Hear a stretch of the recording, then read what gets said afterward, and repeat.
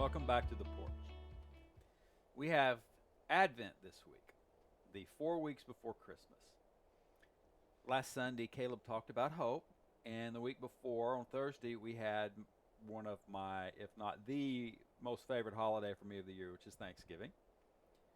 And now we start this season, which can be kind of bleak for somebody or for some people, and it can be difficult. But we're doing it wrong if it gets like that for us. So I am about to light my hope candle, the first candle for Advent, and the first topic for Advent is hope. So if you might want to pause if you have yours and you want to do it with us or whatever.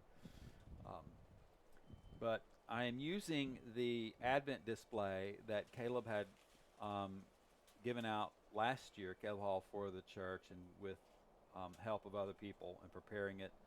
Um, and I just love it, and it just fits us so well.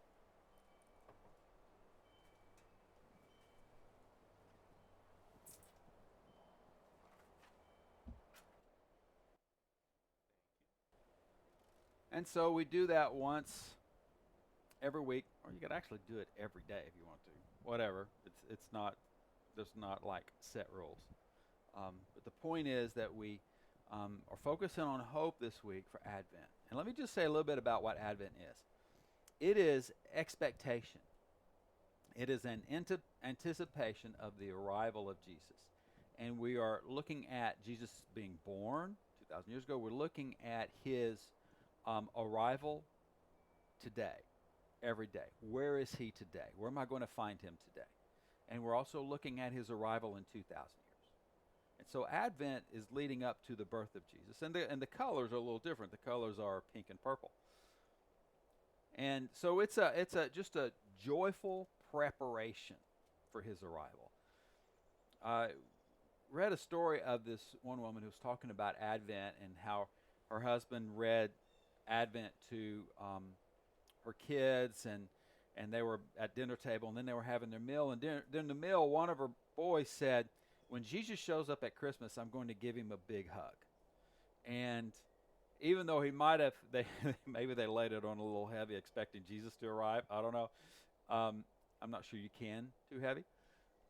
But the point of it was that he kind of captured it, right? He captured. He was anticipating Jesus being there. And we not only need to have that for like, okay, one day of the year or one day of the week, but it's every day, because he says he will never leave us or forsake us. So this is the week of hope. What is hope? I hope to win the lottery. I got to play first. I've never played. But, right, that's what, one chance in whatever zeros are behind that. And we use that word. It's kind of like we use the word love for everything, too. But the hope, it's like love is different in the Bible. Hope is different in the Bible. Hope is this anticipation, a confident expectation of something being better and being good. You know, when I'm in the house and if Melanie is making supper, I am hopeful that I am going to have a good supper. Now, after 31 years, I can tell you, if she's cooking, it's going to be a good supper, right? So I'm confident, because I hear her cooking. I'm confident and hopeful. I have a confident expectation of something good coming. That's the hope of the Bible. It's not this, this maybe it will happen, maybe. No, it is a solid basis. It's in the Old Testament, it's kind of like this. There are a couple different words. And one is just waiting. And the other word is this anticipation of something happening. Right? And you kind of put them together in the Greek, it kind of fits to what the Greek means by it.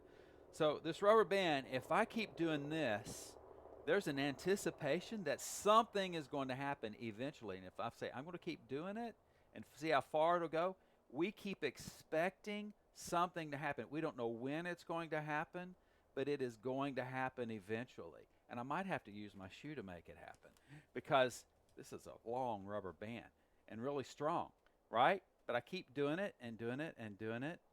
And this is just like it happened in the sermon that time. I never could get it to break. So One of these days, it's going to break. Like that. Ooh, and that hurt. So that's the anticipation. It didn't happen when I thought it was going to happen either. That's a really great example of this. And that is the way of the arrival of Jesus. He's coming back. We anticipate it. But he's also showing up today. And we have to, remember there was no room for Jesus. The world made no room for Jesus when he got to Bethlehem. And we have to make space. All those proverb, small group lessons, we've got to make space for him today in our lives and make room for him. So we are hopeful that life is going to be better because Jesus said, I have come to give you life and life abundantly. The thing is that he is going to change the circumstances, but that's not a promise that he's going to change the circumstances of the day. Sometimes he does, right? But he's promised to be with us. He has promised to give us life. He has promised us the fruit of the Spirit if we'll abide in him, which is love and joy and peace and long-suffering and gentleness and goodness and kindness and self-control, and I've probably missed one. But we need to make space, and we need to be hopeful because Jesus has promised it. He has come, been born. He is coming back, and he's promised to be with us today. So at this moment, what I would suggest you do is stop, make space, and find Jesus.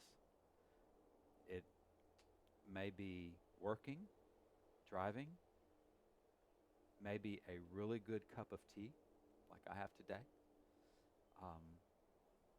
and wherever. He loves you.